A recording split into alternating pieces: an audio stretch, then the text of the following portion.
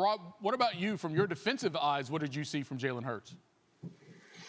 Yeah, he looks good. And look, the Eagles have themselves a quarterback problem because what are they going to do with Wentz next year?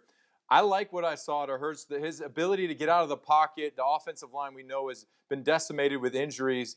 And this is really the first time I've seen the Eagles offense move the ball with success against the best defense in the NFL. Yeah, that's right. All right, guys, as I mentioned, the Saints had a chance to clinch the division with the win. They get off to a slow start offensively. Then they give up nearly 250 yards rushing on the defensive side. Rob, what did you make of what you saw from New Orleans? Yeah, I mean, you don't want to say that early in that game it didn't look like they showed up, but when you go on the road and you're going to play an Eagles team that hasn't had much success this year, they benched their starting quarterback. You have a rookie coming in to start. They might have let their guard down a little bit and didn't prepare as hard as they would have, if it was a team with a winning record. So I'm sure they're looking at themselves in the mirror right now like, man, we could have controlled this. We could have they could have won a division. So if they could have went out there and got the job done, they would have been happy with a hat and T-shirt at their locker. Now they got to go into another week, prepare for that week. And I'm sure right now Sean's getting after them like, look, we got to do a better job all across the board here. I got to do a better job because you got to go out there and you got to execute. You got to play the game.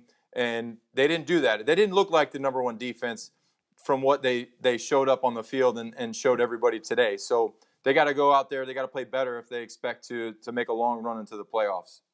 Tim, it's only one game, but from your standpoint, which one is the bigger concern? The defense that Rob was just talking about, giving up that many rushing yards to this Eagles squad, or Sean Payton's offense getting off to a very slow start?